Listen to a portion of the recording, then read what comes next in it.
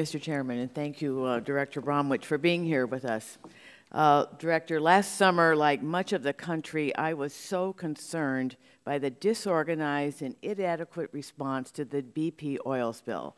And furthermore, I was shocked to learn that oil companies and the MMS had not created nor required plans for a worst-case scenario oil spill like the BP spill, and we saw the results. As you've been testifying today, you've been talking about the efforts that you've put in to prevent such spills from occurring and the kind of efforts around containment and the technologies that need to be put in place. But what has your agency been doing to create and put in place realistic worst-case scenario oil spill, a lot of words, worst-case scenario oil spill response plans, either from within the department or as a requirement of granting a permit? We've actually done a lot. We now require worst-case discharge scenarios to be outlined and calculated by industry. And we don't just rely on what industry calculates. We do our own calculations. And so our whole permitting process depends on an individual operator, in fact, complying with a very detailed set of requirements in a document called NTL 6, or Notice to Lessees 6, in which they are required to walk through a worst-case discharge and a scenario for a worst-case discharge, and then to demonstrate before we'll even consider granting a permit that they have the containment capabilities that would cover such a worst-case discharge. So there's been a tremendous amount of work that's gone on in that area. NTL 6 actually came out in June of 2010, so within 2 months of the spill. And we've worked it through with industry over the course of many months. There were a number of questions about it and how the computations worked and so forth. But we're now at a point that we are now seeing operators comply fully with the requirements of NTL 6 and to specify their blowout scenarios and to specify their containment resources. So that's why at the end of March of 2011, we are in a very different place, in a good way, than we were on April 20th of 2010.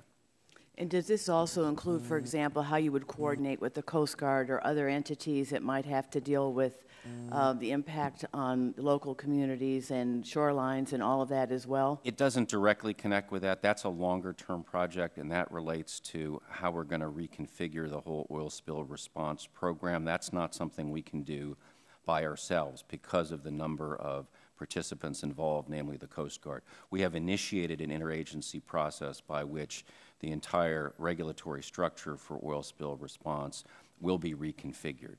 It hasn't been done yet because that's not something that can be done overnight or really even in a few months. But it is a project that's been commenced, and I agree with you, it's an important project.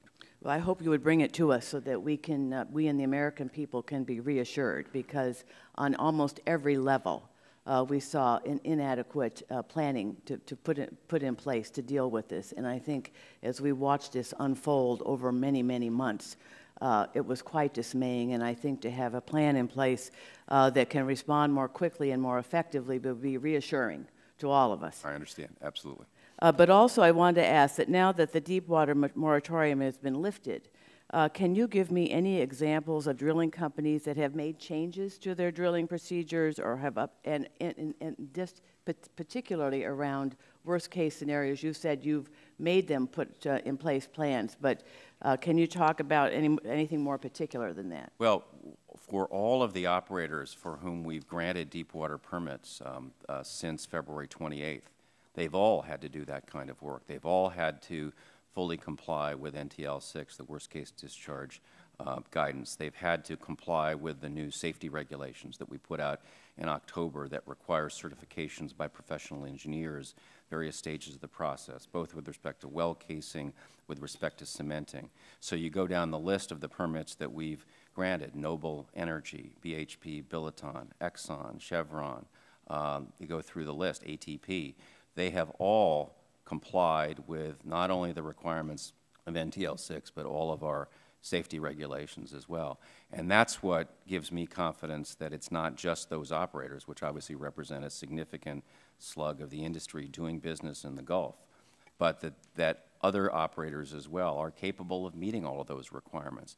It wasn't easy, didn't happen overnight, because these were tough new requirements as they needed to be.